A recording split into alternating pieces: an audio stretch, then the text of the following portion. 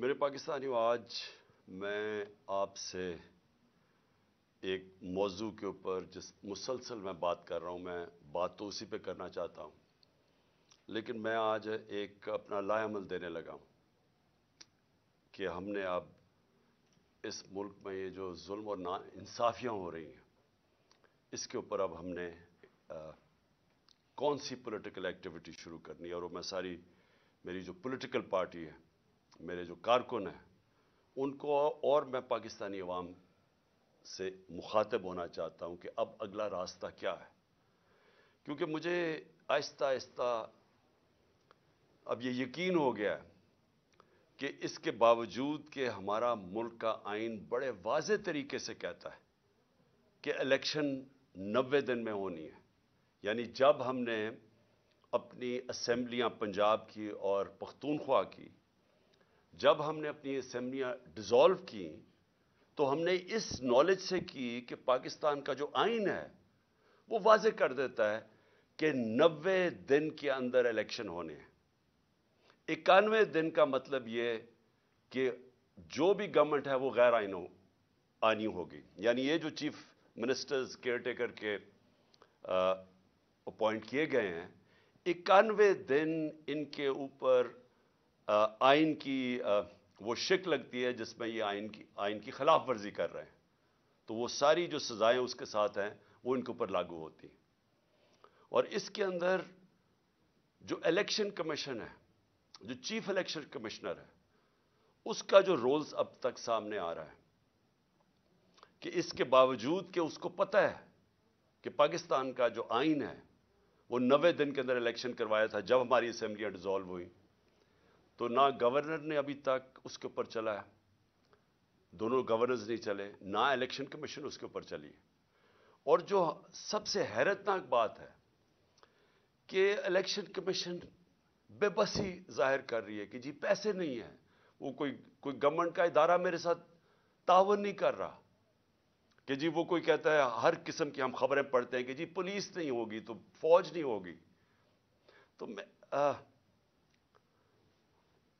میرے پاکستانیوں، یہ سمجھ جائیں کہ جس دن پاکستان کے آئین کے اوپر کوئی عمل نہیں ہوتا اور پاکستان کی جوڈیشری عمل نہیں کروا سکتی، یعنی جوڈیشری فیصلہ کرتی ہے کہ یہ ہونا چاہیے آئین، اور یہ آئین، کیونکہ جوڈیشری تو آئین کی انٹرپریٹیشن کرتی ہے، تو وہ جب ایک چیز سامنے رکھتی ہے کہ یہ واضح آئین میں، اور اس کے بعد کوئی بھی حکومتی کوئی بھی ادارہ ڈپارٹمنٹ یہ کہے کہ ہم جی اس میں تعاون نہیں کر سکتے، اس کے بعد ملک کا قانون ختم ہو گیا۔ اس کا مطلب یہ کہ جب آپ کے ملک کے آئین کے اوپر پاکستان کی عدلیہ عمل ہی نہیں کروا سکتی، تو یہ سمجھ جائیں کہ اس سے بڑی بربادی ایک ملک کی نہیں ہو سکتی۔ جنگیں ہار کے ملک بچ جاتے ہیں، پھر سے کھڑے ہو جاتے ہیں۔ ایٹم بم، 2 ایٹم بم کے بعد ایک ملک 10 سالوں میں خوشحال ہو گیا۔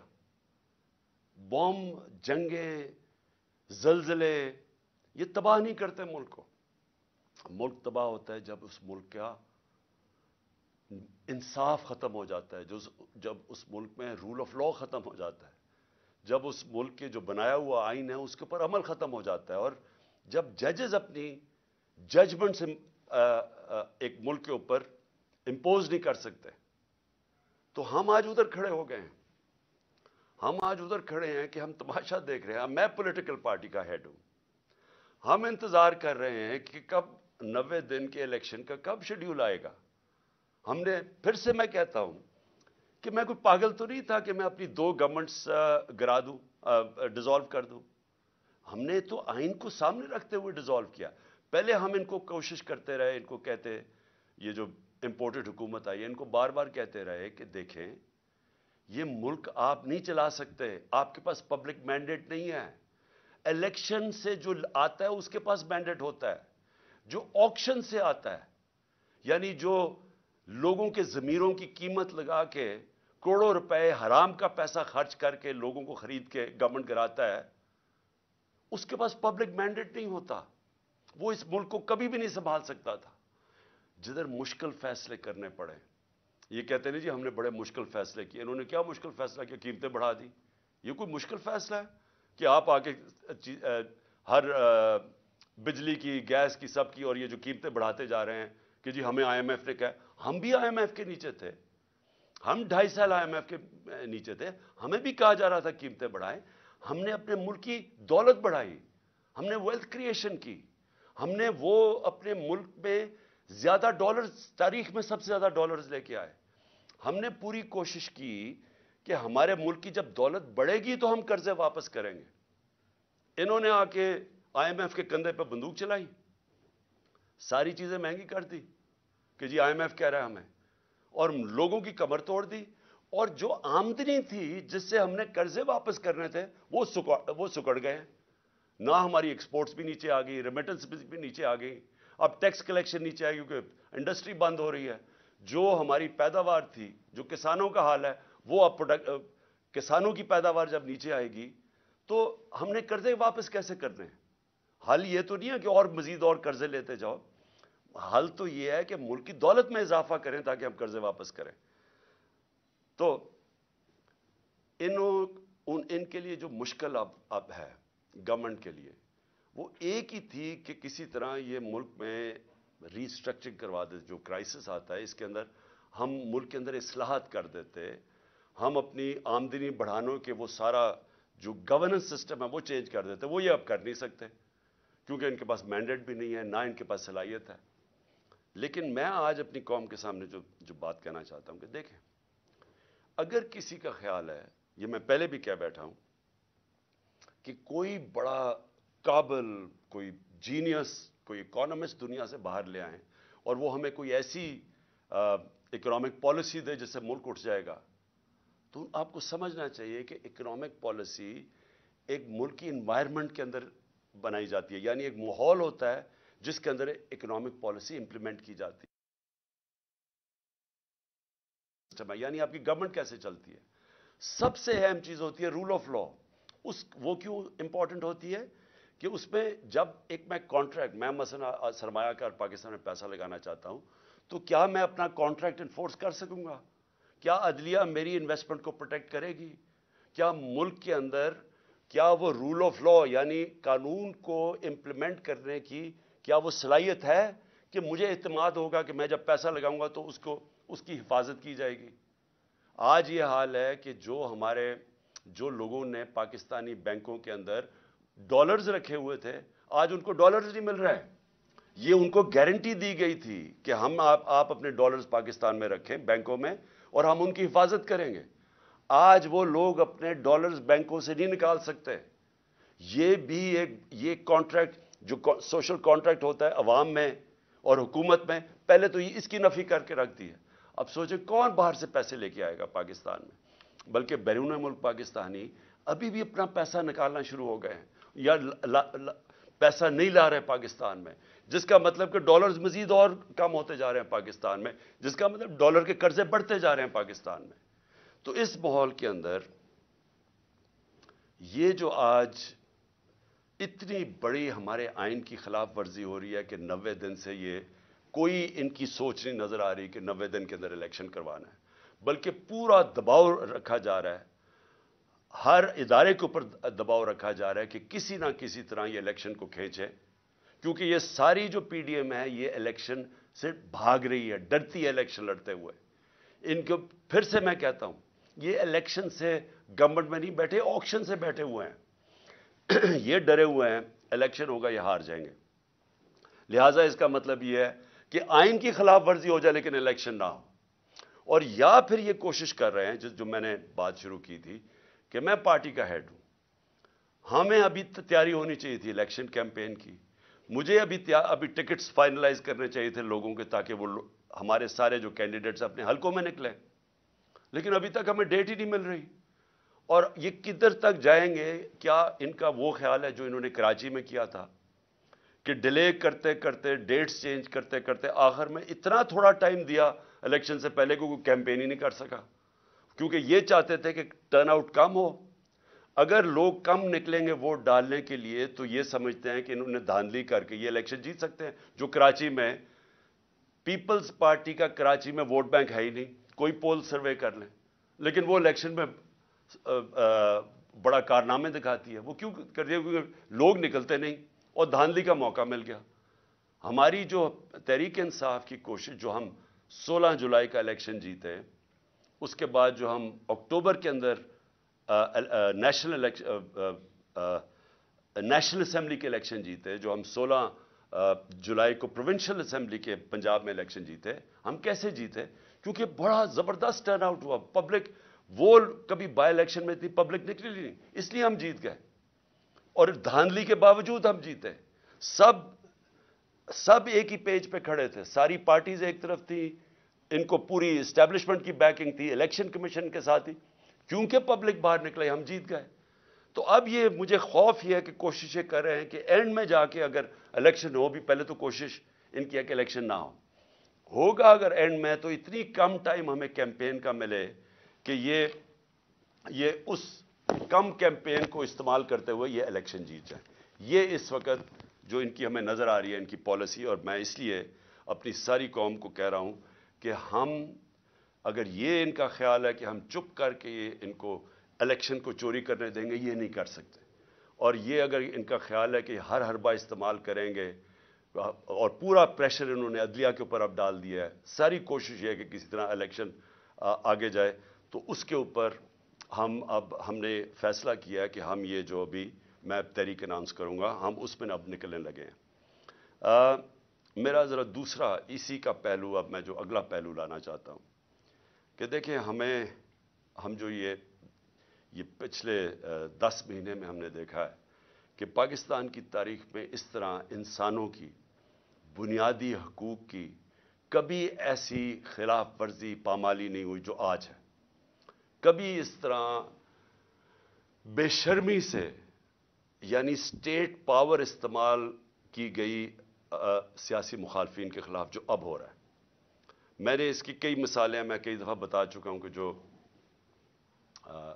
شہباز گل سے شروع ہوا تشدد، اس کو ننگا کیا گیا، اس سے جو ظلم کیا گیا جیل میں، مجھے ابھی تک افسوس ہے کہ کوئی ان لوگوں کے اوپر کارروائی نہیں ہوئی جو ذمہ دار تھے اس کے. اس کے بعد اعظم سواتی سے جو کیا گیا، اب جو اعظم سواتی سے کیا گیا، وہ قوم ہل گئی. خاص طور پہ پہلے تو جو تشدد کیا، اس کے بعد جو ایک ویڈیو کیسٹ، ویڈیو اس کی بھیجی گئی ان کی بیوی کو اور ان کی بیٹی کو. اس طرح کی چیزیں کبھی اس ملک کی تاریخ میں نہیں ہوئی کہ ایسی بلیک میلنگ اور ایسا اس ملک میں نہیں ہوا. اور اس کے بعد جو فواد چودھری کو اٹھایا، شیخ رشید کو اٹھایا، لیکن جو صحافیوں سے ہوا، میں اس لیے بار بار کہتا ہوں کہ یہ سارا کنیکٹڈ ہے. منہ بند کروانے کے لیے، بلیک میل کرنے کے لیے ساری کیمپینز کی گئی. ارشد شریف سے جو ہوا ہے، یعنی میں ارشد شریف کا اس لیے کہتا ہوں کہ اس طرح کی تو ہم نے کبھی سوچا بھی نہیں، تصور بھی نہیں کیا تھا کہ اس طرح کے ایک پاکستان کے بیسٹ، بہترین انویسٹیگیٹو جرنلسٹ سے، جو اس کے اوپر ایف آئی آرز کاٹی گئیں، اس کو ملک سے باہر پھر دھمکیاں دی گئیں، اور وہ دیکھیں اس کو کہ ایسا وہ ایک مجاہد جو کھڑا رہا، رائے حق پہ کھڑا رہا، اور پھر اس کو جو قتل کیا گیا کیریا میں. یعنی اس طرح کی میرے ہوتے ہوئے تو کوئی میں نے مثال نہیں دیکھی. حالانکہ میں نے جنرل مشرف کا مارشل لاء دیکھا، وہاں کبھی اس طرح کی حرکتیں نہیں ہوئی جو ان 10-11 مہینوں میں ہوئی. اور اس کے بعد میں اور بھی جمیل فاروقی، وہ جا کے بتا رہے ہیں کیسے ننگا کیا گیا، ٹارچر. کتنے سوشل میڈیا کے ایکٹیوسٹ، ینگ لڑکیوں کو تو دھمکیاں، لڑکوں کو جنہوں نے اٹھایا اور اس کے بعد ان کو کسی سیف ہاؤس میں لے کے گئے، وہاں مار دھاڑ کر کے اس کو واپس لے آئے. اور اس سے یہ سوچا یہ جا رہا ہے کہ اس سے یہ کنٹرول کر لیں گے ملک کو. جس طرح ہم بھیڑ بکریاں ہمیں مار مور کے تو ہمیں ساروں کو کنٹرول کر لیں گے.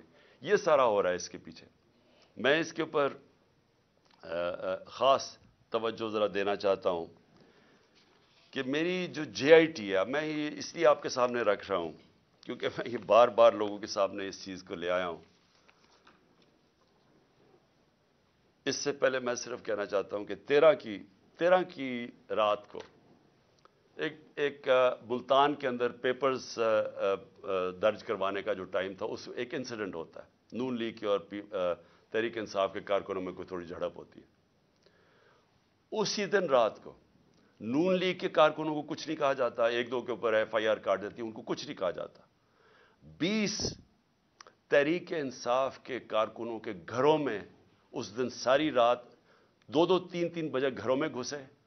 वहां ना चादर और चार दीवारी की ना इन्होंने परवाह की, जिस तरह 25 मई में इन्होंने किया हमारे साथ। MPs के घरों में घुसे 2-2, 3 बजे। भाई आप पुलिस हैं, ये पुलिस से ये काम करवाया जा रहा है, तो लोग पुलिस से नफरत करेंगे या नहीं करेंगे? कौन सी दुनिया की पुलिस ये करती है? डाकुओं की तरह लोगों के घरों में घुसाते हैं 3 बजे और वहां जाके औरतों के सामने, उनकी फैमिलीज के सामने वहां खौफ फैलाते हैं और डराते हैं, धमकाते हैं, चीजें तोड़ के चले जाते हैं। ये कौन सी दुनिया में होता है? और किधर है इंसानों के? और ये कौन है? ये पॉलिटिकल वर्कर्स है। इन्होंने कौन सा जुर्म किया है कि ये जो 25 में कौन सा जुर्म किया था कि जो इन्होंने जिस तरह का जुल्म किया? और आज देखें कि ये जो केयर टेकर गवर्नमेंट जो होती है न्यूट्रल, इसका मतलब होता है कि ये बिल्कुल गैर जानिबदार होती है। केयर टेकर गवर्नमेंट ऐसी बिठाएं जो हमारे सख्त मुखालिफ, जिस तरह यह चीफ मिनिस्टर पंजाब का बैठाया हुआ है, इसकी चैनल देख लें, यह हमारा बदतरीन मुखालिफ है और आसिफ जरदारी का बगल बच्चा है। उसको लाके यहां बैठाया गया। और वो आदमी जो कि जिसका किरदार मशकूक है, जिसने नैब में सेटलमेंट की हुई है, यानी करप्शन के अंदर पैसे दिए हुए हैं, उसको ऊपर लाके बैठा दिया। उसने सारे वो ऑफिसर्स, हमने 23 ऑफिसर्स की लिस्ट दी कि इन्होंने हमारे ऊपर 25 मई पर तशद्दुद किया, उनमें से 16 को यहां वापस लाके बैठा दिया और अहम पोजीशंस पे बैठा दिया। और उन्होंने फिर जो किया अभी से आते साथ ही, यानी हमें है केयर टेकर गवर्नमेंट जो हमने वॉलंटरली अपनी गवर्नमेंट्स डिसॉल्व की। आनी चाहिए थी केयर टेकर जो न्यूट्रल होनी चाहिए थी, हमारे मुखालिफिन को ऊपर बैठा के। और वो हरासा हो रहा है इस वक्त। हमारा अली साही हैं, मैं ज़रा एक और आपके मसाल, अली साही हैं दामाद चीफ जस्टिस पंजाब के, लाहौर हाई कोर्ट के। उसके ऊपर पहले किसी आदमी को पकड़ा, उसको बंद किया, उसके ऊपर तशद्दुद किया, उससे केस बनाया उसके खिलाफ, और अब उसको नैब में बुलाया जा रहा है। उस्मान डार हमारे वहां सियालकोट के जो MNA के एस्पिरेंट है, एक आदमी को पकड़ा, वो हालांकि उसकी कोई पोजीशन नहीं थी उसकी, उसको पकड़ा, उसको कहा इसके खिलाफ केस बनाओ, तुम स्टेटमेंट दो इसके अगेंस्ट। उसको लेके गए, उसको बंद किया, सेफ हाउस में बंद किया, उसको पहले मारा, धमकाया, नंगा किया। उसके बाद कहा आपके बीवी बच्चों से हम ये करेंगे, अगर आप ये नहीं करेंगे, उसे स्टेटमेंट साइन करवा ली। और ये सिर्फ और सिर्फ कोशिश इनकी कि किसी ना किसी तरह तहरीक इंसाफ को कमजोर किया जाए, डराया धमकाया जाए। इस वजह से मैं वो अभी तहरीक अनाउंस कर रहा हूं इसके बाद कि इनका जो आपका शौक है, इंशाल्लाह हम आपका शौक पूरा कर देंगे। लेकिन जो अफसोसनाक चीज़ है, मैं ये सिर्फ अपने कारकुनों का इसलिए बताना चाहता हूं कि एक तो ये क्या करते हैं कि इनके ऊपर जुल्म करते हैं लोगों पे, फिर उसकी कहानियां आती हैं हमारे लोगों के पास कि जी ये आपके ऊपर जुल्म किया गया, ताकि वो बाकी लोग डर जाएं। हमारे एक MP हैं पंजाब के, उसको इन्होंने बुला लिया, डराया धमकाया, फिर उसको आजम स्वाति की उन्होंने वो वीडियो दिखाई जिधर आजम स्वाति के ऊपर तशद्दुद हो रहा है। उसको दिखाया गया कि ये तुम्हारे से भी होगा। आजम स्वाति के ऊपर जब तशद्दुद कर रहे थे तो उसको कह रहे थे इमरान खान को बताए, उससे ये हम करेंगे। ये हमारे वो लोग हैं जो हम पेट काट के जिन एजेंसीज को पाल रहे हैं, वो ये धमकियां दे रही हैं। फिर वो शहबाज गिल उसके बाद सारा वक्त पूछेगी जी बताओ इमरान खान ने नहीं, उसने तुम्हारे खिलाफ स्टेट, यानी शहबाज गिल से मेरे खिलाफ उसे ले रहे थे, एविडेंस ले रहे थे कि बताओ कि इमरान खान ने ये करवाया ताकि मुझे फंसा सके। जिसको यहां सरकारी नौकरों को इन्होंने जो पंजाब में थे, जिनको अब OSD कर दिया, उनको बार बार पूछते थे जी बचाओ कोई करप्शन है, कोई इन्होंने कुछ किया, कोई इन्होंने पैसे लिए कोई पोस्टिंग ट्रांसफर पे। ये आज हाल है कि क्योंकि ये चाहते हैं कि हम इन करप्ट लोगों को मान जाएं, तो इस तरह के हालात हैं। लेकिन मैं जो सबसे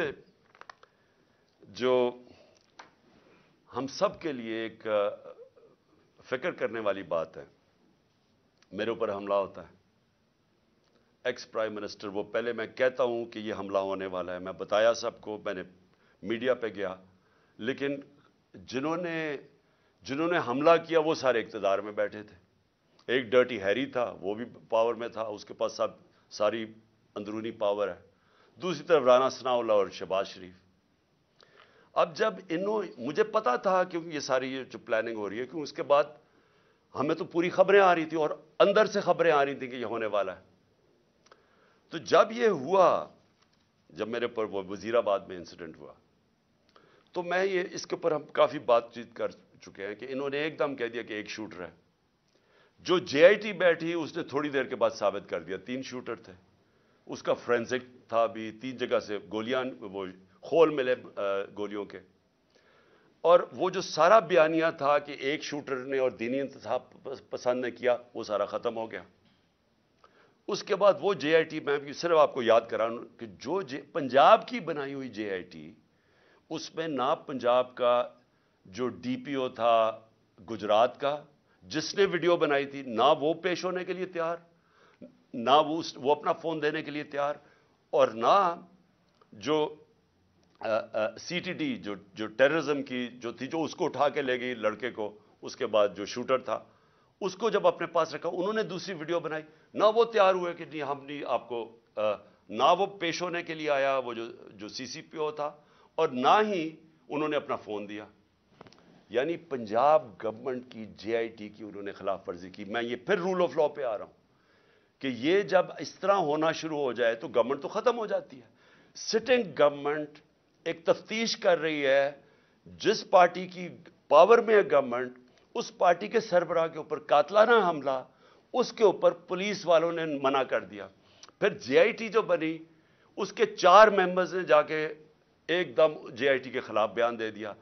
پروسیکیوٹر جنرل نے پھر ان 4 کے اوپر تفتیش کی اور ان کا ان کے اوپر ایکشن لینا چاہیے, انہوں نے جان کے سیبوٹاج کیا.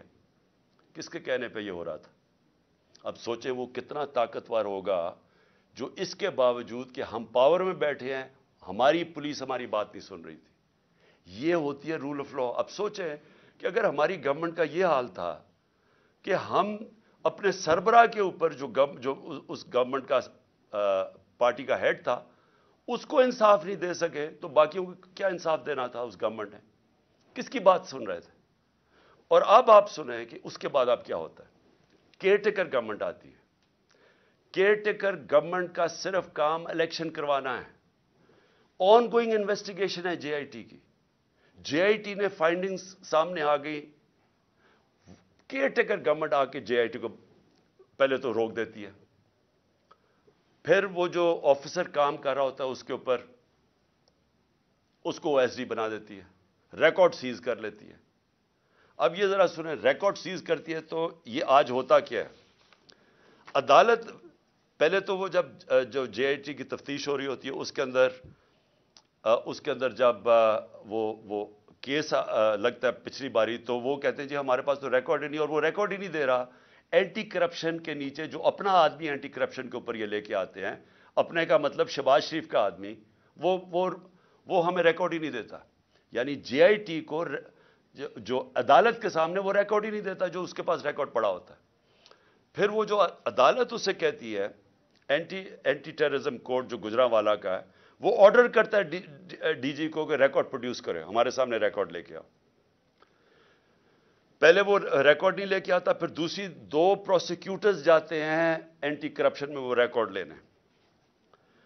جب وہ وہاں جاتے ہیں تو پتہ چلتا ہے کہ صرف 11 صفحے رہ گئے ہیں, سارا ریکارڈ جے آئی ٹی کا غائب ہو گیا, اور صرف اس میں سے 11 صفحے رہ گئے ہیں. چن کے وہ 11 صفحے جن کا کوئی بے معنی ہے. یعنی جے آئی ٹی کو سیبوٹاج کر دیا گیا اس نئی گورنمنٹ نے. اور پھر سنیں ذرا, اب میں ذرا پورا اس کو سمجھاؤں اب یہ کیا ہوا ہے. ایک جو ہوتا ہے جس کو جیل میں رکھا ہوتا ہے اس کی بیل ہو جاتی ہے, یعنی 2 آدمی جیل میں, ایک کو بیل ہو جاتی ہے. اور کیونکہ ہمارا کیس نہیں رجسٹر کرتی, کیونکہ پولیس میری ایف آئی آر نہیں رجسٹر کرتی, اور پولیس اپنی ایف آئی آر لے کے آتی ہے جس میں پولیس کہتی ہے ایک شوٹر ہے, جو جے آئی کا جو تفتیش ہوتی ہے اس میں پتہ چلتا ہے 3 شوٹر ہے تو ان کی ایف آئی آر تو بے معنی ہوگی نا. تو اب یہ سچویشن کیا ہے کہ آج جو میرے اوپر حملہ ہوا تھا اور جو اتنی دیر کی تفتیش ہوئی تھی، پہلے انہوں نے میرا جب ایف آئی آر بھی نہیں کاٹی، اتنی تفتیش کے بعد آج کیا سامنے چیز آتی ہے کہ جو ریکارڈ تھا وہ جان کے انہوں نے ختم کیا، سیبوٹاج کیا. اس سے کیا چیزیں سامنے آتی ہیں؟ اس سے یہ سامنے آتی ہیں کہ جو میں کہہ رہا تھا کہ جو 3 لوگ اس میں ملوث تھے، یہ آج کنفرم ہے کہ یہ 3 لوگ ہیں، کیونکہ یہ صرف 3 لوگ کروا سکتے تھے. انہی کے پاس پاور ہے کہ یہ جے آئی ٹی کو سیبوٹاج کر سکتے. ان 3 کے پاس یہ سارے، اور جو میں نے پہلے دن کہا تھا کہ چیف جسٹس صاحب آپ سنیں اس کو کیونکہ مجھے انصاف نہیں ملے گا، وہ ثابت ہو گیا. کوئی انصاف ملنے کی اب توقع نہیں ہے کیونکہ انہوں نے سارا ریکارڈ غائب کر دیا. اور یہ کیوں کیا؟ کیونکہ ان کو پتا تھا کہ انہوں نے پکڑے جانا ہے. اس میں یہ ساری کڑی انہی کی طرف جا رہی تھی. اور اس سے یہ ثابت ہوتا ہے کہ جب مجھے عدالتیں بلاتی ہیں کہ جی آپ آ کے اپیرنس کرو، میرا سوال یہ ہے کہ میرے اوپر جب حملہ ہوا تھا تو میں تو اس سے 2 مہینے پہلے کہہ رہا تھا کہ میرے اوپر حملہ ہونے والا ہے. میں نے تو یہ بھی بتا دیا تھا کہ دینی انتہا پسند کے نام پہ میرے اوپر حملہ ہوگا. مجھے تو کسی نے نہیں بچایا، نہ کسی نے میری کوئی پرواہ کی کہ اس کے اوپر ایک اٹیمپٹ ہونے لگا ہے. اور کیونکہ کس نے بچانا تھا، جنہوں نے بچانا تھا وہ خود ہی ملوث تھے اس میں. اور تب ہی میں نے کہا تھا کہ اگر انہی کے اوپر چھوڑ دی تفتیش، یہ تو ہونے ہی نہیں دیں گے جو انہوں نے نہیں ہونے دی. اس سے اب آگے چلیں. اس کا مطلب کہ اگر یہ 3 لوگ ابھی بھی پاور میں بیٹھے ہوئے ہیں تو میری جان ابھی بھی خطرے پہ ہیں، کیونکہ ان لوگوں کے ہوتے ہوئے کون مجھے پروٹیکشن دے گا؟ کہ اگر یہ جو 3 ہیں وہ ڈرٹی ہیری ملا کے اور یہ جو رانا ثناءاللہ اور ان کے پیچھے ہے، تو کون پروٹیکٹ کرے گا مجھے؟ میں جب بھی میں جاؤں گا پبلک میں، ان سے خطرہ تو ان سے ہے، جنہوں نے پروٹیکٹ کرنا ہے وہ ان سے مجھے خطرہ ہے. اور یہ ثابت ہو گیا جے آئی ٹی سے. میں اگلی بات کرنا چاہتا ہوں بس آخر میں. رانا ثناءاللہ نے بڑے زوروں شوروں سے کہا کہ جناب کہ میں نے یہ ایک میرے پاس آڈیو ہے کسی جج صاحب کے اوپر، امپلائی کر رہا تھا جج صاحب کے اوپر.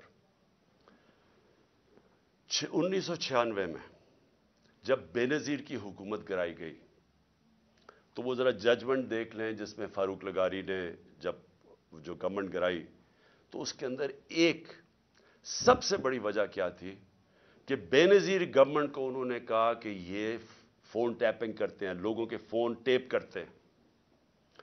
جو صدر نکسن امریکن پریزیڈنٹ جو بڑا تکڑا پریزیڈنٹ تھا، اس کی گورنمنٹ گری کیونکہ اس کے اوپر یہ ثابت ہو گیا کہ یہ مخالفین کے ٹیلی فون کو ٹیپ کرتا ہے، اس لیے اس کو جانا پڑا. تو یہ تو خود ہی انٹیریئر منسٹر نے کہہ دیا ہے کہ ہمارے پاس ہم فون ٹیپ کرتے ہیں. اس کے اوپر ان کی گورنمنٹ جانی چاہیے. میں یہ سمجھتا ہوں کہ یہ جو طریقہ کار اس مافیا کا ہے، کیونکہ یہ پولیٹیشنز نہیں ہیں، مافیاز یہ چیزیں کرتے ہیں انصاف سے بچنے کے لیے، بلیک میل کرنے کے لیے. میرے اوپر بھی کہا جی میری ٹیپیں میں نے رکھی ہوئی ہیں. میں ایز پرائم منسٹر، میں نے عدالت میں بتایا ہوا ہے کہ میری پرائم منسٹر کی سیکیور لائن سے میری وہ مجھے انہوں نے ٹیپس بنائی ہوئی تھی، اور میری سیکیور لائن کے اوپر میرے پرنسپل سیکرٹری سے بات چیت انہوں نے ایجنسیز نے پبلک کر دی. تو اگر اس کے اوپر ایکشن نہیں لیا جائے گا، یعنی میں اب اپنی عدلیہ سے کہنا چاہتا ہوں کہ یہ تو ملک کو بالکل ہی، یعنی آپ پہلے تو یہ جو عدلیہ فیصلہ کرتی ہے اس پہ نہیں چلتے. فواد چودھری کو وہ ہائی کورٹ کے جج بلاتے گئے کہ ان کو پیش کرو میرے سامنے، اور آئی جی لے کے اس کو اسلام آباد چلا گیا. بار بار ان کو کہا گیا، 3 دفعہ جج نے کہا کہ میری عدالت میں پیش کرو، وہ اسلام آباد چلا گیا. تو اگر آپ یہ کریں گے، پہلے تو ان کی ججمنٹس پہ نہیں مانیں گے اور پھر اس کے بعد ان کو بلیک میل کرنے کے لیے یہ حرکتیں کریں گے، تو ملک میں قانون تو ختم ہو گیا. تو اس لیے یہ جنگ ہے پاکستان کی. یہ جو جنگ میں آپ کو حقیقی آزادی ہے کیا؟ حقیقی آزادی ان قوموں کو ملتی ہے جس ملک میں قانون کی حکمرانی ہوتی ہے، رول آف لا ہوتا ہے، جو لوگوں کے فنڈامنٹل رائٹس پروٹیکٹ ہوتے ہیں، جدھر इन्वेस्टर, सरमाया कार, उनको इत्मीनान होता है एक सिस्टम के ऊपर, वो कौमें खुशहाल होती है। तो जिस कौम में जजेस की जजमेंट ही नहीं हो रही, मुझे बताएं कौन सा इन्वेस्टर आएगा पाकिस्तान में? कौन इस सिस्टम के अंदर बिलीव करेगा कि वो जब ये देख रहा है कि जज फैसला भी कर दे तो उसका कोई मुझे फायदा नहीं होगा? कौन आएगा इन्वेस्ट करने? और ये सबसे बड़ी वजह ये है कि हमारा मुल्क आगे नहीं बढ़ रहा। ये जो आप देख रहे हैं ना मौजूदा हालात, ये हालात तो एक बीमारी के सिम्टम्स हैं।